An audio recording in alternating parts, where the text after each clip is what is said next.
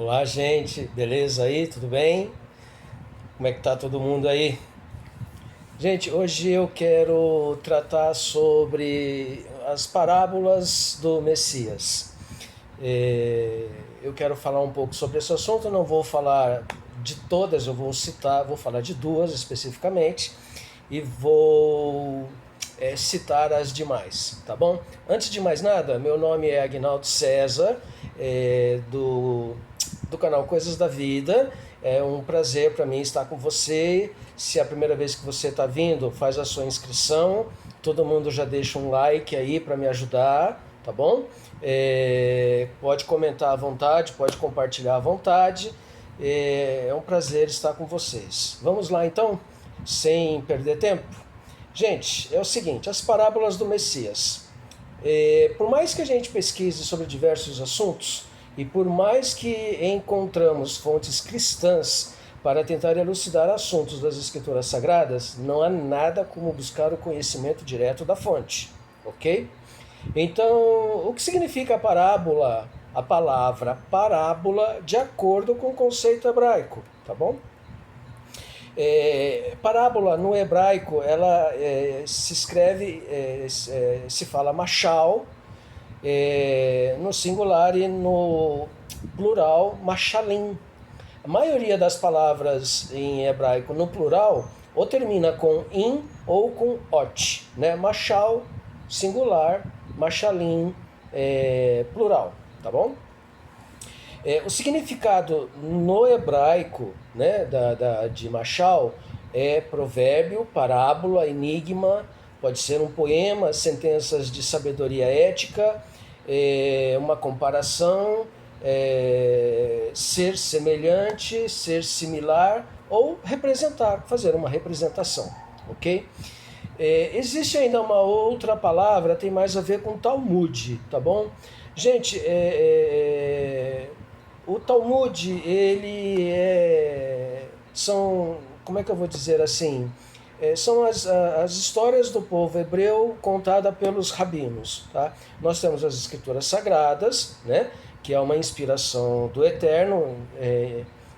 O Eterno capacitou algumas pessoas para que escrevessem as escrituras sagradas, né? E tem também o Talmud, e tem outros livros também do judaísmo.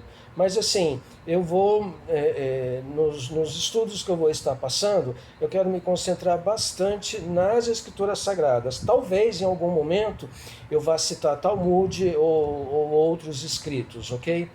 Então, para o Talmud existe a palavra Haggadah no singular e Haggadot, né? Que significa conto, folclore e sermão, tá? Refere-se aos textos exegéticos, não legalísticos na literatura rabínica clássica do judaísmo, particularmente como registrados no Talmud e no Midrash, tá bom? Mas eu vou me concentrar nas parábolas, machal ou machalim. A parábola propriamente dita, isto é, uma história simples e curta de onde se origina algum detalhe de ensino. É um exemplo ampliado de uma comparação ou metáfora. Segundo A. M. Hunter, a parábola é uma comparação extraída da natureza ou da vida cotidiana, destinada a esclarecer alguma verdade, com a suposição de que o que é válido em uma determinada esfera também será válida em outra. Tá?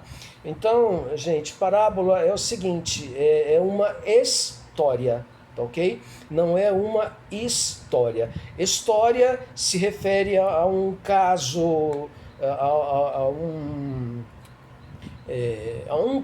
algo que foi criado da mente de alguém, tá? Uma literatura, um livro. Geralmente contamos histórias para crianças, né? Para que elas aprendam um determinado significado. Antigamente, né? os primeiros desenhos que saíram, década de 40, 50, 60, 70, os desenhos eles tinham principalmente o cunho de ensinar as crianças, né, sobre comportamento, como lidar com pessoas, a questão de respeito, a questão de moral, de ética, de educação. Hoje em dia os conceitos já são bem outros, eu não vou tratar disso agora, tá? Então, uma coisa precisa ficar muito claro para a nossa compreensão. A mashal, a parábola, é uma história, é um conto fictício, é algo não real, tem cunho ilustrativo e comparativo. A parábola, ela não narra um fato acontecido, não tem nem nunca teve a ideia de formular uma doutrina. Tem gente que pega uma parábola citada pelo Messias nas Escrituras e tira aquilo como uma verdade, tá? Isso está errado.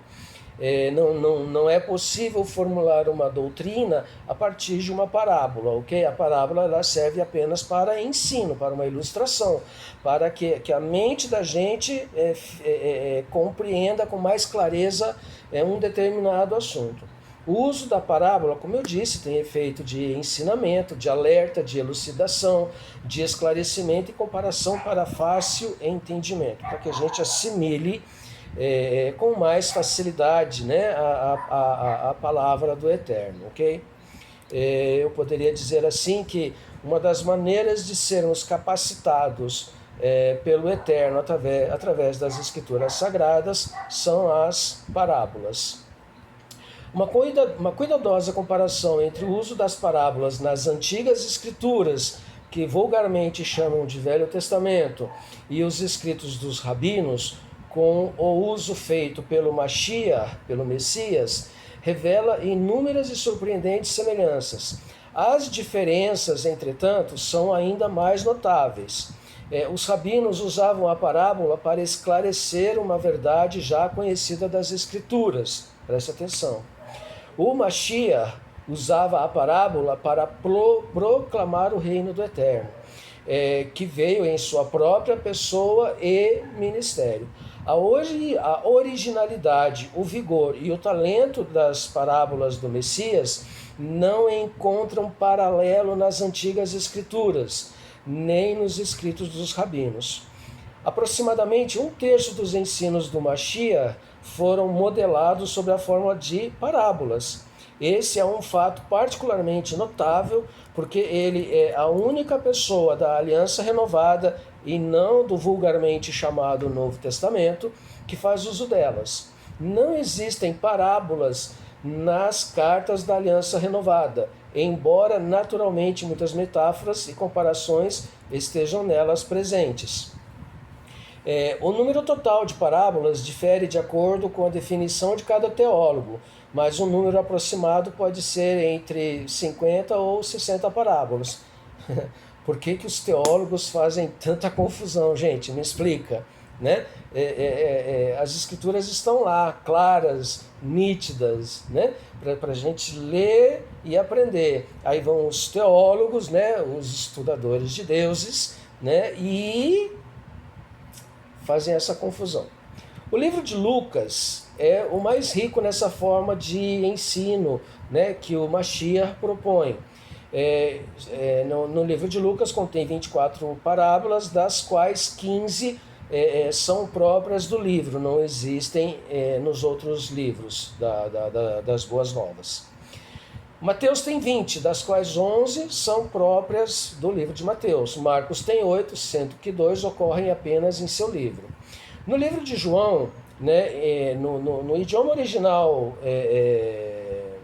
do livro de João, que é o aramaico, o Mashiach usa muitos exemplos e alegorias sobre a sua própria pessoa. Por exemplo, o bom pastor, a vinha, o pão do céu, etc. O propósito óbvio do uso das parábolas pelo Mashiach era tornar a verdade mais clara e obrigatória, ou seja, Uma vez que você ouviu a parábola e alcançou a compreensão dela, você já não pode dizer que não sabia mais, você já tomou o conhecimento e então você não pode mais dar a desculpa, olha, eu não sabia, né? Então, a partir do momento que você alcançou a compreensão da parábola e das Escrituras Sagradas, você não é mais inocente, você já é responsável pelo que você aprendeu, né? Então, se você aprendeu, viva de acordo com o que você aprendeu e ensine a partir das suas próprias experiências aquilo que você aprendeu, ok? Então, continuando aqui, partindo do pressuposto que todo mundo ama uma história ou história, o Mashiach contou histórias fascinantes extraídas da natureza. Por exemplo, nós temos a parábola do semeador, que está lá em Mateus 13, 23,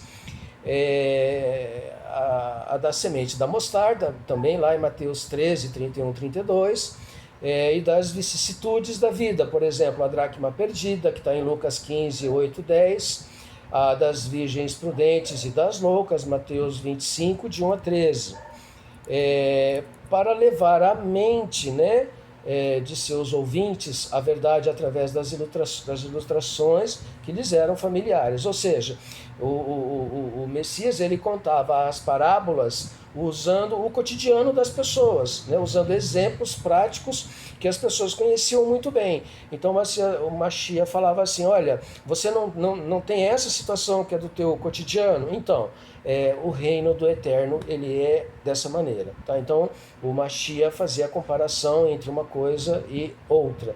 Nós somos orientados a fazer isso, né?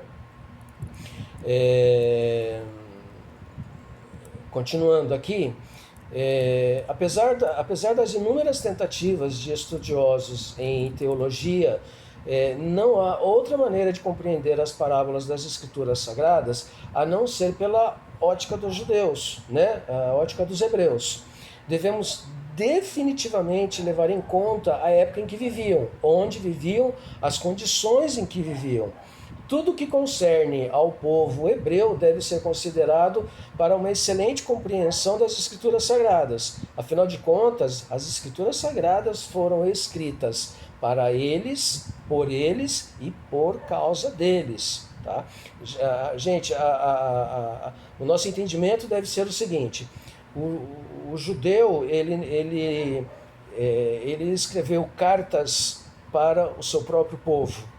Ele deixou histórias registradas para que as gerações futuras soubessem como é que eles viviam antigamente. O outro objetivo de escrever dos judeus escreverem as suas histórias, é para que a cultura que o Eterno deu para Moisés no Monte Sinai, e Moisés transmitiu ao povo, cerca de 600 mil pessoas, se eu não me engano, no Monte Sinai, depois que eles saíram do Egito, a cultura que o Eterno deu para Moisés, para que ele transmitisse para o povo escolhido, é essa cultura que foi passada de geração em geração até os dias de hoje, ok? Então, o hebreu, ele escreveu para o hebreu, para que a cultura que o Eterno deu para o seu povo perpetuasse, tá?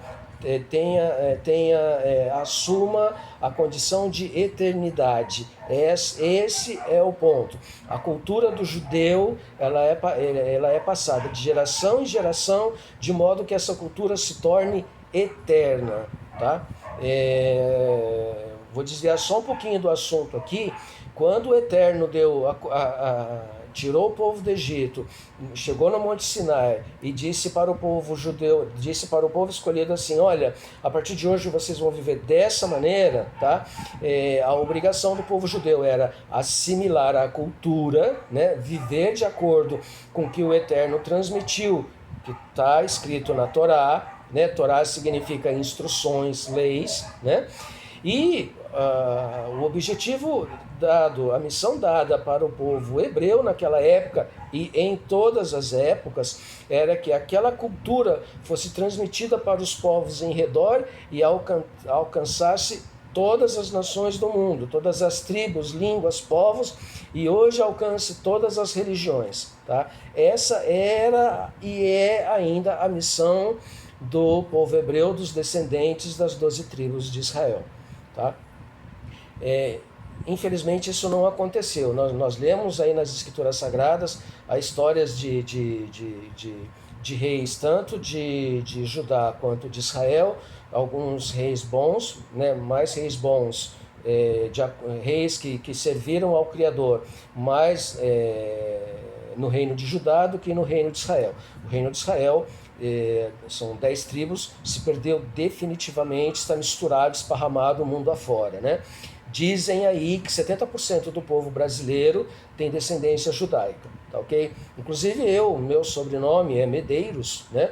Eu tive verificando a história da minha família, vem lá dos sefardistas, que foram expulsos de diversas terras, e aí chegaram na Espanha foram expulsos, foram para Portugal, de Portugal foram para o Nordeste do Brasil, do Nordeste do Brasil se esparramaram pelo Brasil. Né? Uma parte foi para o Rio de Janeiro, outra parte foi para Minas Gerais, de Minas Gerais para São Paulo. Tá? A minha família é quatrocentona em São Paulo. Tá? Eu sou Medeiros da origem de Medeiros mesmo. Né? Então eu tenho uma descendência judaica longínqua. Né? Eu ainda não fiz o teste, tem um teste de DNA para saber de qual tribo, inclusive, a gente mas eu ainda não me interessei em fazer esse teste. Até porque existem 3 tipos de judeus hoje no mundo. Né? Os judeus descendentes das 12 tribos, tem os judeus Askenazim, que não são descendentes das 12 tribos, e tem os israelitas hoje, né, na terra de Israel, na nação de Israel hoje, que a grande maioria deles são Askenazim e de outros povos também. Então, os descendentes das 12 tribos são uma minoria hoje em dia, ok? Então, esse é o ponto. Para a gente poder entender bem as Escrituras Sagradas, a gente precisa mergulhar na cultura hebraica. E é exatamente isso que eu estou procurando fazer. Então, agora eu vou fazer menção de 2 parábolas apenas, só para vocês terem ideia de como estudar da maneira mais coerente as Escrituras Sagradas, abre mais o nosso entendimento sobre a palavra. Tá? Antes disso, olha só, veja só que interessante. Eu vou fazer menção de 40 parábolas, né? E todas elas fazem menção das boas novas, no grego chamado de evangelho, tá bom? Mas em hebraico chamado de boas novas. Por que no hebraico é chamado de boas novas? Vamos lá, gente. A palavra boas novas em hebraico é bezorá, tá? Dentro da palavra bezorá existe a palavra luz, que se escreve com O-R, ou na versão mais antiga do hebraico, O-W-R, que é or, tá? Então vamos lá, olha, apenas para efeito de curiosidade e a importância de aceitar que as Escrituras Sagradas foram escritas totalmente em hebraico e aramaico e não em grego, é a palavra bezorá. Nessa palavra temos a palavra or, que significa luz. Tá? A palavra luz também está dentro da palavra menorá. Tá? A palavra or, né, está dentro da palavra menorá. A menorá é o utensílio, né, é um castiçal de 7 velas, que iluminava o lugar sagrado. Tá? O tabernáculo ele era dividido em 3 compartimentos, e o principal deles é o lugar sagrado. Tá? Na Bíblia é chamado de ou Santo dos Santos ou Santíssimo. Tá? Mas no hebraico é lugar sagrado mesmo. Tá? É o lugar que o sumo sacerdote precisa entrar em perfeita consagração. Ele precisa estar em perfeita sintonia com o Eterno. Que se ele entrar com uma mínima transgressão, ele não sai vivo do lugar sagrado. Tá? Então, nessa palavra, na bezorá, nós temos a palavra or, que significa luz. A palavra luz também está dentro da palavra menorá, utensílio que iluminava o lugar sagrado. Tá? E a menorá para ser acesa, as 7 velas para ser acesa, ela precisava, o combustível usado era o azeite puríssimo, né? E o fogo sagrado, tá? 2 filhos de Arão morreram por colocarem fogo estranho dentro do tabernáculo, tá? Ou seja, eles não usaram o fogo sagrado, que o Eterno mandou, né? Um fogo desceu do céu, da parte do Eterno, para ser usado dentro do tabernáculo. Tá? Então, esse fogo ele jamais poderia ser apagado, ele teria que ser mantido aceso dia e noite, tá? Todos os dias da semana. Para isso existia o serviço de sacerdócio. Tá? A tão conhecida palavra Urim, né? Ou Urim, de Urim, Tumim, Urim é o plural de Or. Tá? Então, se Or é luz, Urim é luzes. Coisas que emitem luz, né? Então as boas novas emitem luz que provém do Altíssimo. Ok? Gente, isso não é muito fascinante, né? Aprender as escrituras desse jeito, buscando na raiz, não é uma coisa muito fascinante, né? Assim, deixa a gente mais vivo em relação à palavra, né? É um conhecimento assim, eu particularmente acho um conhecimento maravilhoso, perfeito, né? Então, pensando dessa maneira, então temos que as parábolas servem para iluminar a mente das pessoas com fogo sagrado, tá? Portanto, não pode ser de qualquer religião, mas tem que ser proveniente da cultura outorgada para o seu povo escolhido através de Moisés no Monte Sinai. Entendeu? Essa é a importância das escrituras sagradas. As escrituras sagradas, elas são uma luz que provém da parte do Eterno, tá? É um fogo sagrado. Então, não adianta você dividir, como os cristãos fazem, as escrituras sagradas, dividir a Bíblia entre Velho Testamento e Novo Testamento, e dizer que o Velho Testamento se refere a um Deus mau e cruel, e o Novo Testamento se refere a um Deus bom e salvador. Tá? Isso não existe. Por favor, gente, para com esse pensamento, que isso não existe, tá? O que existe são escrituras sagradas. Ela é um assunto que eu quero estar tratando em breve, mas as escrituras sagradas ela é dividida em Torá, antigos escritos, eu não vou lembrar tudo agora na sequência.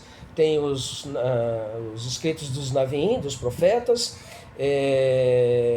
tem a Brit Hadashah, que é vulgarmente chamada de Novo Testamento. A tradução de Brit Hadashah é Nova Aliança ou Aliança Renovada. 1 João capítulo 3, capítulo 2, dos versículos 3 a 8, lá diz assim, resumidamente, né? O Mashiach falando, né? Eu não vim, ele falando dele mesmo, ele como a Torá viva, né? Como o livro da Torá vivo, o Mashiach disse assim, eu não venho como a Torá viva, não vim trazer um novo mandamento, mas o antigo mandamento, né, dos antigos escritos. Antigo não significa anulado, aniquilado, obsoleto, não. Antigo significa que é antigo, que é velho, né, e não que é ultrapassado, tá bom? Então o Mashiach é a Torá viva, tá? Você pega o livro da Torá e transforma ele numa pessoa, essa pessoa é o Mashiach, tá ok? É esse o entendimento que tem que ter. Então, a Torá não pode ser adulterada, tá? Assim como o Mashiach não pode ser adulterado, tá? A palavra do Eterno, ela é sagrada. O Mashiach, ele é a pessoa, o Filho do Altíssimo, e é sagrado, tá? Ele é separado, ele é Kadosh, tá? Ele é separado, tá bom? Então, continuando aqui, como eu disse, eu vou citar 2 parábolas apenas, e para a gente pegar o entendimento legal que eu quero passar para vocês. Então vamos lá. A maneira predileta de Yahushua a ensinar era pelo uso das parábolas. Ganhar a atenção das pessoas é mais fácil quando contamos histórias ou mesmo história. histórias, tá bom? Mateus 13, 34, 35 diz assim: todas essas coisas falou Yahushua à multidão por parábolas, e sem parábolas ele nada lhes falou para a multidão, para que se cumprisse o que foi falado por intermédio do Navi, do profeta, dizendo, eu abrirei minha boca em parábolas, eu proferirei as coisas que têm sido mantidas em secreto desde os dias antigos, né? Aqui está se referindo sobre a história de Israel, tá ok? Eu proferirei as coisas que têm sido mantidas em secreto, em segredo, tá? Todo o ministério do Mashiach e todo o pacto renovado ou aliança renovada foram externados de forma que desvendasse o oculto, o mistério. E isso foi desvendado através do Mashiach, tá bom? Então vamos lá, as duas parábolas. A primeira sobre a ovelha perdida, tá? Vamos buscar um entendimento legal sobre essa parábola. Está lá em Lucas 15, 4 até o versículo 7. Qual homem dentre vós, que tendo 100 ovelhas, caso vindo a perder uma delas, não deixe as 99 no deserto e saia após a que está perdida até que a encontre? E quando a encontra, ponha sobre os seus ombros, regozijando-se, né?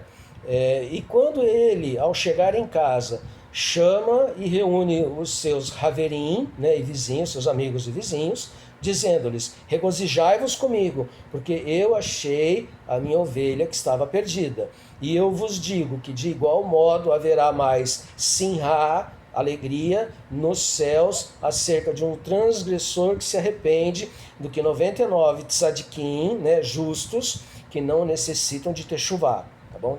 Techuvá, diferentemente do que se pensa, não é arrependimento, tá? Techuvá é retornar às raízes, tá? É fazer um retorno à cultura que o Eterno deu para Moisés e que Moisés transmitiu para o seu povo, tá bom? Então isso é techuvá, tá? Techuvá não é arrependimento. A palavra arrependimento em hebraico quer dizer remorso, a pessoa está contristada, a pessoa fez uma coisa errada e se arrependeu, tá? Isso é remorso, a pessoa está sentindo dó de si mesmo, e isso é arrependimento em hebraico. Voltar para a cultura dada pelo Criador se chama techuvá, tá ok? Outra parábola aqui, Lucas 15, de 11 em diante, vai falar sobre o filho pródigo, tá? O filho perdido. Gente, ovelha perdida, filho perdido. São duas parábolas que vai tratar do mesmo assunto, tá? E eu vou explicar logo em seguida. Então vamos lá, Lucas 15, versículo 11 até o 32, se eu não me engano. Um certo homem tinha 2 filhos, e o mais jovem disse ao seu Abi, que é pai, né? Dá-me a porção dos bens que me pertence. E o pai, ele lhes dividiu seus haveres, pegou a herança e deu a parte que competia ao seu filho. E decorridos não muitos dias, o filho mais moço ajuntou todas as coisas e tomou a sua jornada para uma terra distante, e lá extraviou seus bens, vivendo sediciosamente, sem se preocupar com o dia de amanhã, né? E quando ele gastou tudo, levantou-se uma fome intensa naquela terra, o lugar para onde ele foi, e ele começou a sofrer privações. E ele foi e se apegou a um cidadão daquela terra, e este o enviou para os seus campos para que ele alimentasse porcos, para que ele desse alimento a porcos. Gente, eu já falei no estudo anterior que o porco, ele é um animal imundo porque é um animal híbrido, tá bom? É uma abominação porque é um animal híbrido, não é um animal que foi, vamos dizer assim, não é uma criatura feita pelas mãos do Eterno, tá? É uma criatura feita por mãos que não eram do Eterno, tá? Então é um animal híbrido que não é comestível, cientificamente comprovado que faz mal para o corpo, tá? Para o corpo humano, enfim, etc. E o filho perdido, ele foi cuidar justamente do que? Daquilo que os judeus mais abominam, uma das coisas que os judeus mais abominam, que é cuidar de porcos, ok? Versículo 16, e ele ficou desejoso de encher seu ventre das vagens que os suínos comiam, e ninguém lhe dava. E ao cair em si mesmo, disse, quantos avadim, né, quantos servos empregados do meu Abi tem lechem, tem pão com abastança e de reserva, e eu aqui morrendo de fome, perecendo, né? Perecendo de fome. Eu me levantarei e irei para meu Abigba e lhe direi, Abi, pequei contra o Chamaim, pequei contra o céu e diante de ti, né? Quando fala pequei diante do céu, pequei diante do Eterno. E já não sou mais digno de ser chamado teu filho. Trata-me como um dos teus avadim empregados. E ele levantou-se e foi para seu Abi. Mas quando ele ainda vinha de muito longe, seu Abi o avistou e teve compaixão, amor profundo, rachamim, e correu, debruçou-se sobre seu pescoço e o beijou. E o filho disse-lhe, Abi, eu pequei contra o Chamaim e diante dos teus olhos, e não sou mais digno de ser chamado teu filho, né, teu Ben. Mas o Abi disse aos seus avadim, trazei a melhor vestimenta e ponde sobre ele, e ponde-lhe um anel na sua mão e sandália nos seus pés. E trazei aqui o novilho cevado, e matai-o, e comamos e celebremos, porque este meu filho estava morto, morto no sentido de deixou de praticar a palavra, né? E está vivo outra vez. Ou seja, ele não se arrependeu, ele fez techuvá, ele saiu da terra longínqua e voltou para a raiz, né? Para o lugar de onde ele nasceu e teve conhecimento da cultura dada pelo Eterno, ok? Então vamos lá, porque este meu filho estava morto e está vivo outra vez, ele estava perdido e foi achado, e eles começaram a celebrar. Ora, seu filho mais velho estava no campo, e voltando ele, ao se aproximar da Beit, da casa, ouviu a música e danças. E ele chamou um dos avadim e perguntou o que significava aquelas coisas. E o avadim lhe disse, teu irmão chegou e teu Abi matou o novilho cevado, porque o recebeu a salvo e com saúde. Então o filho mais velho se irou e não quis entrar. Todavia seu Abi saiu e convalidou aquilo com ele. Convalidou, deu a certificação de que o pai deu a certificação ao filho de que ele, pai, estava fazendo a coisa certa. E ele respondendo disse a seu Abi, eis que há muitos anos que eu te sirvo, nem transgredi algum mandamento teu, e ainda assim tu nunca me deste um cabrito para que eu pudesse celebrar com meus haverim, com os meus amigos. Mas assim que esse teu filho chegou, o qual consumiu teus bens com meretrizes, tu matastes para ele um novilho cevado. Quando diz meretrizes aqui, necessariamente não é no sentido literal, tá? Porque o filho perdido, ele saiu e foi adorar outros deuses, tá? Vamos dizer assim, ele foi congregar em outros lugares, tá bom? Mas assim que teu filho chegou, o qual consumiu teus bens com meretrizes, tu matastes para ele um novilho cevado. E ele disse, filho, tu sempre está comigo, e tudo que eu tenho é teu. Era justo que nós celebrássemos e tivesses simha, alegria, porque esse teu irmão estava morto e tornou a viver outra vez, e estava perdido e foi achado, né? Talvez você ainda não alcance esse entendimento, o que eu vou falar agora. Mas o Mashiach, ele estava tratando tanto da ovelha perdida quanto do filho perdido sobre as 12 tribos perdidas da casa de Israel. Lembra? Israel e Judá se separaram num dado momento. Judá sempre permaneceu observando os mandamentos e os pronunciamentos, tá? E Israel se perdeu, né? Se espalhou pelas nações do mundo e se perdeu. Ele se perdeu do quê? ele se misturou com outros povos, assimilou a cultura de outros povos, povos pagãos, tá? Ele perdeu a semelhança do Eterno, ele perdeu a cultura que o Eterno deu para o seu povo, né? Ao invés das 10 tribos espalharem no mundo a cultura que o Eterno deu para o seu povo, essas 10 tribos assimilaram a cultura dos povos, né? Passaram a adorar outros deuses, tá? Foi isso que aconteceu. Tá? Então, as duas parábolas, elas não vão falar sobre o homem natural, sobre os não-judeus. Ele vai falar das 10 tribos da casa de Israel, tá ok? Assim como a parábola do filho pródigo, a parábola da ovelha perdida tratam exatamente do mesmo assunto. Lembre-se, as escrituras sagradas foram escritas por hebreus para hebreus por causa dos hebreus. E o Mashiach, ele era hebreu, né? Isso te parece estranho, né? Calma lá, gente. Só pensa no que eu falei e leia as escrituras. Eu vou citar rapidamente aqui as 40 parábolas, porque o tempo está correndo aqui, né?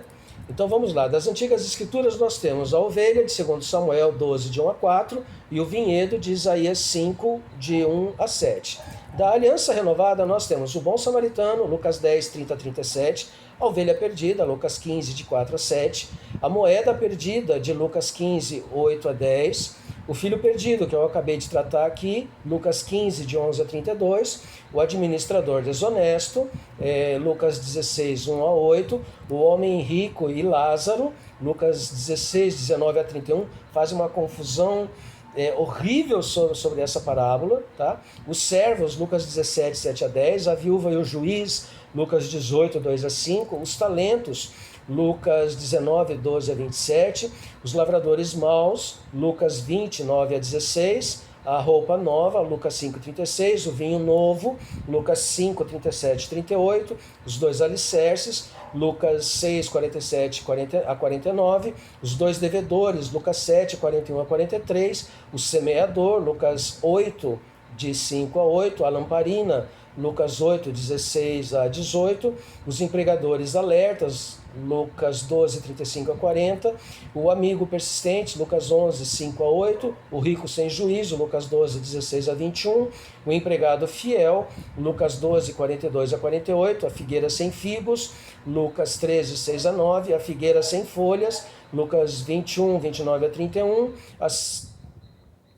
a semente de mostarda, Lucas 13, 18 e 19, o fermento, Lucas 13, 20 e 21, os convidados para a festa de casamento, Lucas 14, 7 a 14, a grande festa, Lucas 14, 15 a 24, a construção de uma torre, Lucas 14, 28 a 33, o fariseu e o cobrador de impostos, Lucas 18, 10 a 14, o retorno do proprietário, Marcos 12, 1 a 9, a semente que cresce, Marcos 4, 26 a 29, o joio, Mateus 13, 24 a 30.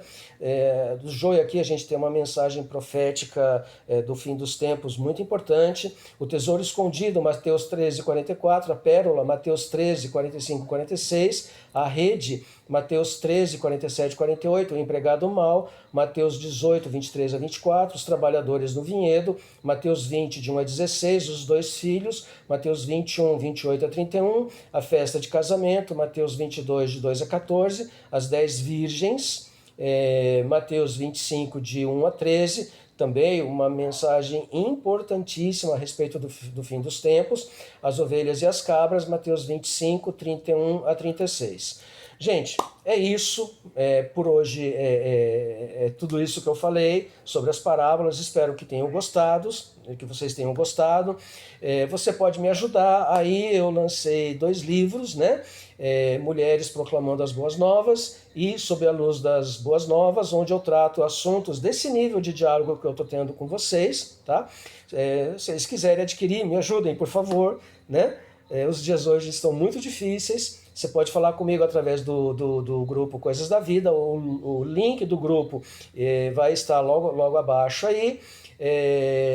Compartilhe, divulgue, participe, interaja comigo, siga-me, deixa o seu like aí, por favor, comente à vontade, tiver dúvidas ou não concordar com o que eu disse, você pode deixar nos comentários. Como eu disse no estudo anterior, eu não sou dono da razão, eu estou aqui para ensinar e para aprender, né? E à medida que você for comentando, você pode me ajudar a entender mais coisas, tá? E vamos juntos proclamar a vinda do Reino do Eterno, o Criador. Gente, um forte abraço para vocês todos, que o Eterno abençoe vocês grandemente. Shalom, Lekulan.